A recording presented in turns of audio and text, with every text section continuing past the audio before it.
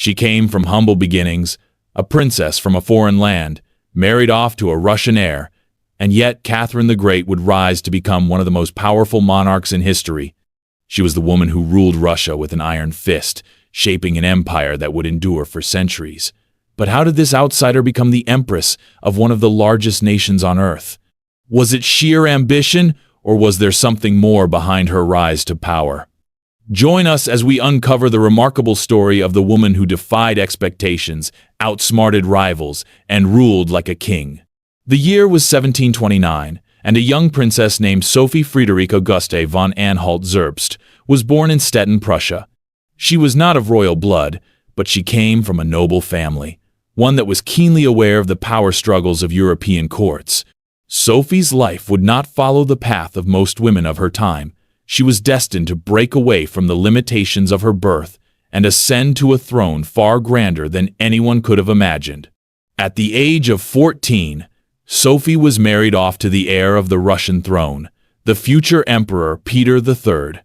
This alliance, formed by the power dynamics of European politics, seemed like a great opportunity, but it would prove to be a rocky and unfulfilling match. Sophie, soon to be known as Catherine, moved to the Russian Empire with high hopes, but the reality of her new life was far from what she had envisioned. Russia, at the time, was under the rule of Empress Elizabeth, a woman of tremendous power and authority. But Elizabeth's reign was also marked by intrigue and manipulation, and Catherine's arrival in the Russian court would see her plunged into a world of political games and personal rivalries. She was far from home, in a court that was as foreign to her as the land she now ruled. Catherine, however, was no stranger to strategy. She quickly adapted, learning the intricacies of Russian politics, culture, and language. But it was not just her wit that would propel her rise, it was her ambition and determination to succeed. Her marriage to Peter III, though, was an unhappy one. Peter, the heir to the Russian throne, was eccentric, immature, and uninterested in ruling. He was often preoccupied with his obsession with Prussia and military affairs, leaving Catherine to navigate the tumultuous waters of Russian aristocracy alone. Despite her growing frustration with her marriage, Catherine found solace in the political power she began to amass at court. It wasn't long before she began to see her husband's weaknesses, and it was from these very weaknesses that her own opportunities for power began to emerge. Peter's reign was weak, and his lack of support from the Russian nobility only made his position more tenuous. Catherine, understanding the shifting tides of power, forged relationships with key military leaders and court figures, quietly amassing support. She knew that one day she would have to take matters into her own hands. Little did she know, the moment of opportunity would soon come. But Catherine's rise to power would not be a simple affair. She would have to navigate not only a failing marriage, but a deeply divided court. Could this young princess, who had once been a mere foreigner in the Russian court, truly seize the throne and rule like a king? The story of how she would do so begins with a shocking act that would forever change Russia. By 1762, Catherine's marriage to Peter III had soured beyond repair. The man she had once hoped would help lead Russia into a new era had turned out to be incompetent, impulsive, and deeply unpopular with the Russian people. His alienation of both the court and the military left him with little support, and it wasn't long before Catherine began to see the opportunity to step into the role of ruler herself. Peter's reign had been marked by bizarre decisions, including his fascination with Prussia and his disregard for Russian traditions and customs. He was often ridiculed for his odd behavior, and many within Russia saw him as unfit to rule. Catherine, on the other hand, was shrewd and capable, already gaining influence within the court. Her intelligence, political acumen, and ability to navigate the complexities of Russian nobility set her apart from her husband, who had failed to secure the loyalty of the military and key advisors. Though Catherine's position as the empress was not yet secure, she quickly began to solidify her support among Russia's elite. She sought the backing of the military, the church, and influential courtiers, knowing that she could not succeed without their endorsement. Her charm and diplomatic skills were unmatched, and she built a network of loyalists who would eventually help her secure her claim to the throne. In 1762, the opportunity finally arrived. Peter III, having alienated nearly every faction of Russian society, was overthrown in a coup. It was a bloody and swift transition. Catherine, with the support of the military and key leaders within Russia, seized the throne. Peter was arrested, and his reign, which had lasted just 6 months, came to a humiliating end. He was forced to abdicate, and shortly afterward, he was murdered under mysterious circumstances. Catherine, now Empress of Russia, had secured her place at the head of one of the world's largest empires. Despite her coup, Catherine knew that her position was still fragile. She faced opposition from within her own court, as many saw her as an outsider. She was a German-born princess who had married into the Russian royal family, and many still questioned her legitimacy as ruler. However, Catherine was determined to prove herself, and she wasted no time in consolidating her power. Her first steps as empress were aimed at shoring up support among Russia's military and political elite. She sought to stabilize the country after the chaos of Peter III's reign, and prove that she was not only capable of ruling, but capable of leading Russia into a new age of prosperity. Catherine took great care in establishing her authority, ensuring that she was seen as a strong, effective ruler by her subjects. Her reforms in government, education, and the military were designed to modernize Russia and strengthen its place on the world stage. Yet, Catherine's rise to power had not come without its challenges. She was now the ruler of an empire, but ruling like a king was not as easy as it seemed. Would her strength and determination be enough to solidify her reign, or would the powerful forces at court plot against her? As Catherine's rule began, the question of whether she could sustain her power and prove herself as one of history's greatest monarchs remained unanswered. One of Catherine's early challenges came from a group of nobles who viewed her as a threat to their own influence. These nobles, accustomed to wielding significant power within the court, were reluctant to embrace a woman as their ruler. However, Catherine used her political savvy to navigate these challenges. She made concessions to the nobility, granting them privileges and keeping them loyal to her reign. At the same time, she took steps to weaken their power, ensuring that they would not be able to challenge her authority. Catherine also had to contend with the growing unrest among the common people. While her reign was marked by significant reform, Russia remained a land of stark inequality. Serfs were bound to the land and subjected to harsh conditions, and many saw Catherine as a monarch who had not done enough to address their plight. The Pugachev Rebellion of 1773 to 1775, a large-scale peasant uprising, posed a serious threat to her rule. The rebellion, led by the Cossack Pugachev, was fueled by anger over economic hardship and the oppressive conditions under which the serfs lived. The rebellion was a reminder that Catherine's rule, though secure, was fragile, and that she had to balance her reforms with the realities of her empire. But Catherine would not be deterred by rebellion or resistance. She knew that her reign would be defined by her ability to balance the needs of the nobility, the military, and the common people. Would she be able to hold her empire together, or would the same forces that had toppled her husband threaten her rule? And in the end, would she be remembered as the woman who ruled like a king? By 1770, Catherine the Great's reign was becoming a beacon of Russian strength and influence. She had overcome internal opposition and civil unrest, proving herself not just as a ruler, but as an empress capable of modernizing Russia. With her ambitious reforms and determination to lead her empire into the modern age, Catherine achieved what few monarchs could dream of: absolute power that was accepted by the Russian nobility, the military, and even the common people.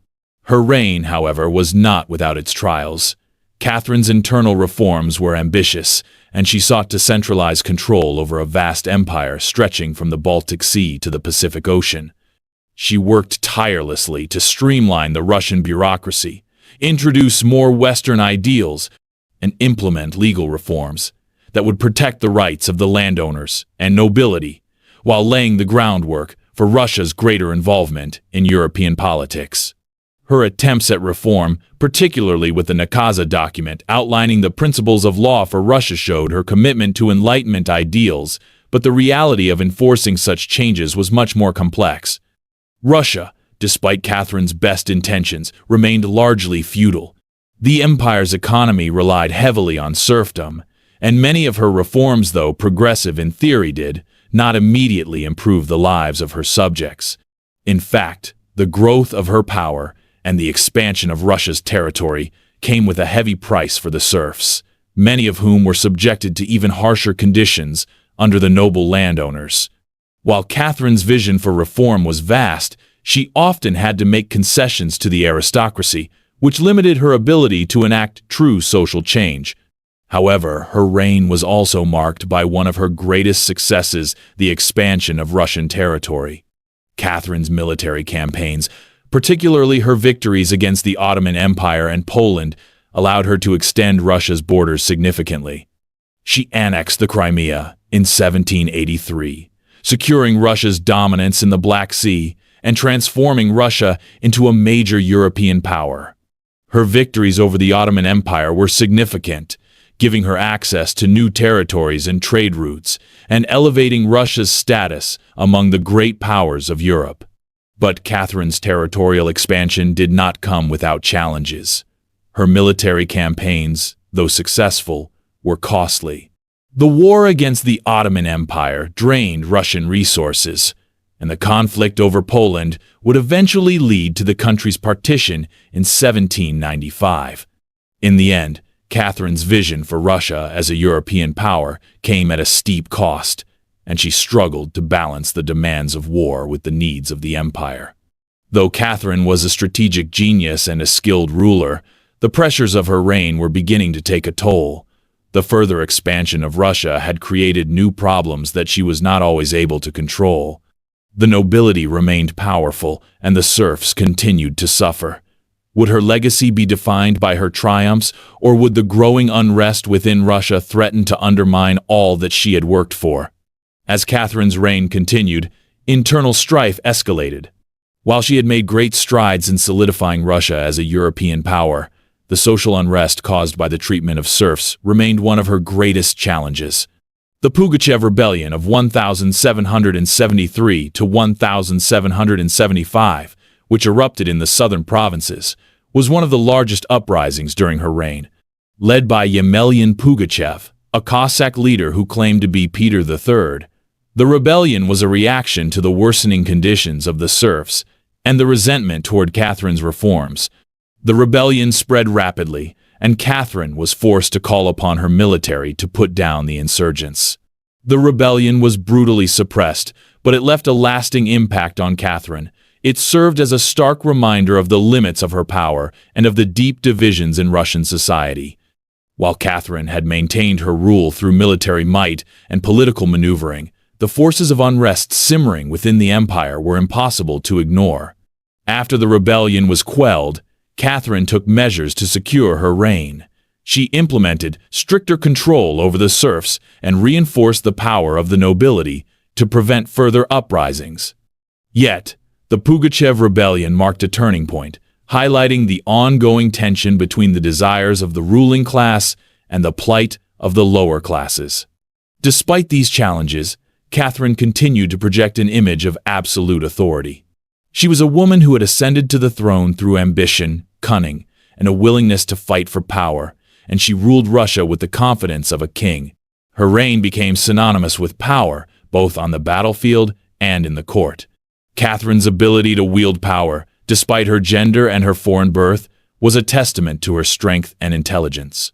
However, as Catherine's reign entered its final years, the question remained: could her empire survive the forces she had unleashed? Was Russia truly on the path to greatness, or was her vision of a powerful, modernized empire ultimately unsustainable? Catherine's reign was marked by both triumphs and contradictions. She expanded Russia's territory, modernized its economy, and established herself as a powerful monarch. Yet, she was also faced with internal opposition, military costs, and social unrest. Despite these challenges, Catherine remained one of the most significant and influential rulers in history, having secured her place among the greatest monarchs of all time. Her final years saw her continuing to expand Russia's influence, both through diplomacy and military might. Yet the deep-seated issues within Russian society, particularly the treatment of the serfs and the power of the nobility, remained unresolved. Catherine's death in 1796 marked the end of an era, and though her son Paul I succeeded her, he could not maintain the same level of power and influence she had wielded. Catherine's legacy, however, would live on as a powerful woman who had ruled Russia with a king's authority and vision. As Catherine's reign ended, her legacy would be debated by generations to come. Was she a reformer who helped shape Russia into a modern empire, or was she a monarch who, despite her ambition, failed to truly change the structure of Russian society? What would history remember her for, the woman who ruled like a king, or the empress whose reign left deep divides in Russian society? While Catherine's reign appeared secure, her rise to power was far from conventional, and as her reign progressed, cracks began to show. Though she had come to power through political maneuvering and revolution, she had become a figure who embodied the very authority she had once fought against. Catherine's commitment to westernizing Russia and introducing Enlightenment ideals placed her in an uncomfortable position. She had promised change, but the societal and structural systems that upheld her reign remained stubbornly entrenched. She had ruled with the strength of a king, yet her legacy would always be defined by the tension between progress and tradition. One of the most surprising twists of Catherine's reign was her relationship with the nobility.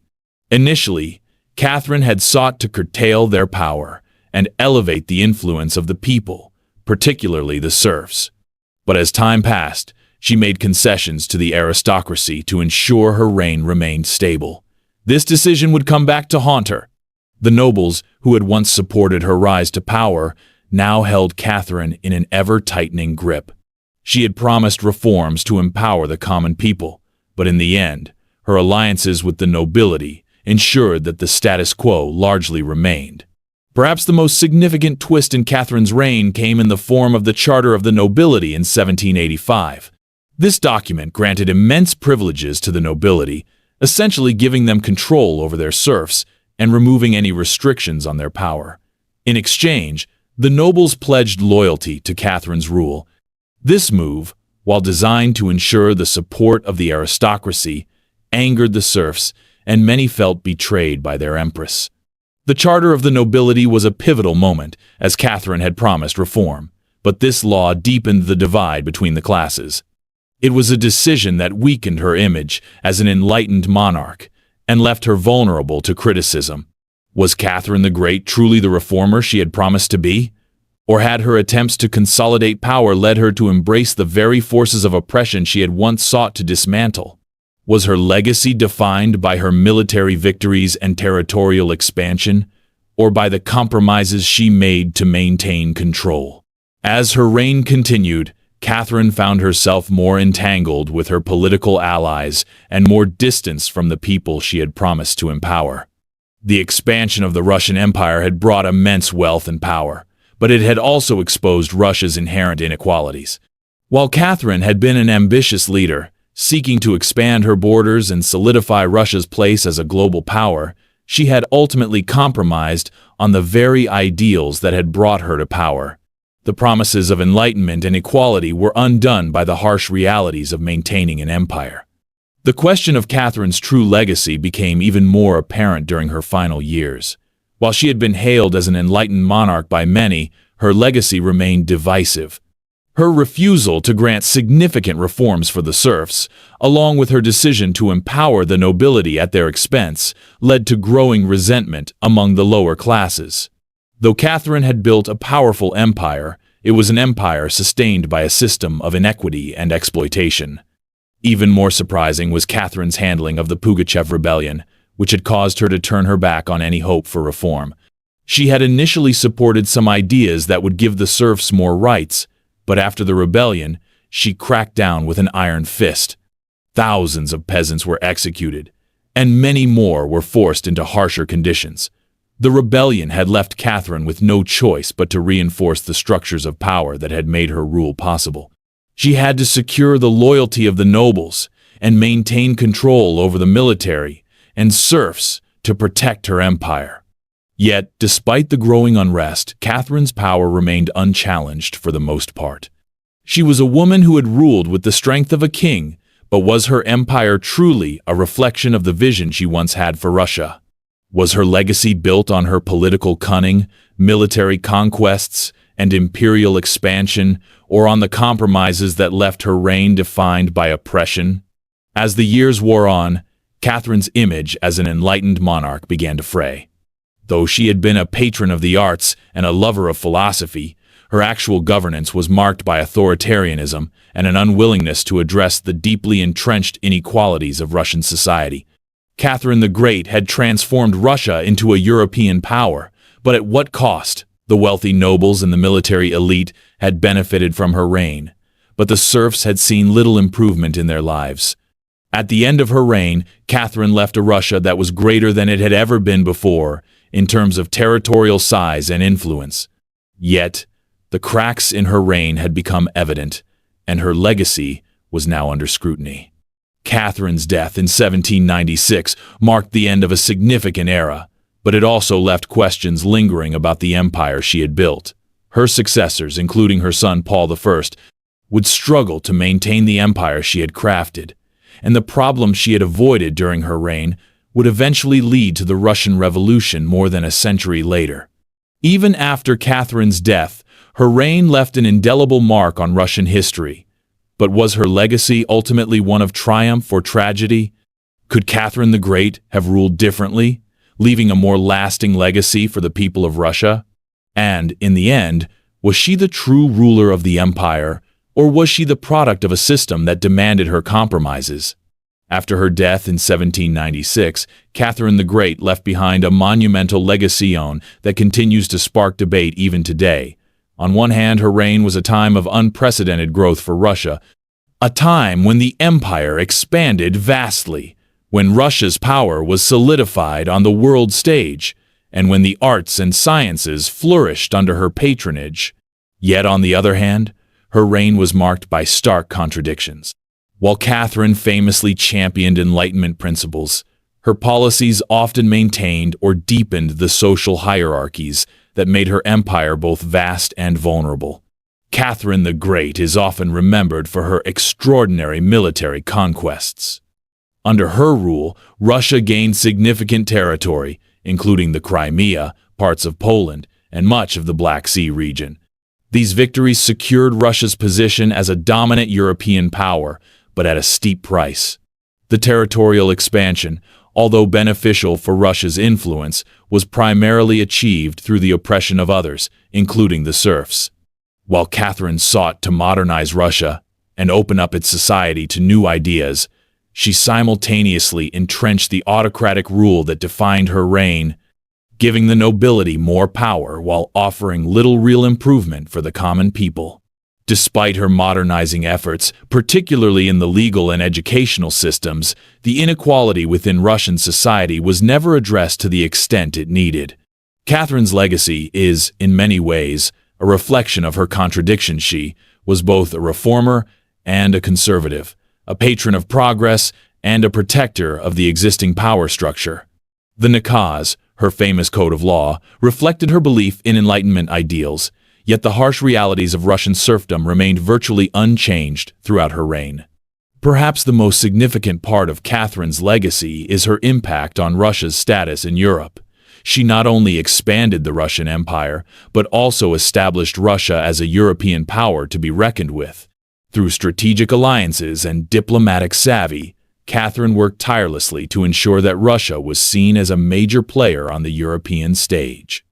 Her correspondences with figures like Voltaire and Diderot placed her within the intellectual circles of Europe, further solidifying her image as an enlightened monarch. However, Catherine's efforts to reform and modernize Russia often fell short of their lofty ambitions.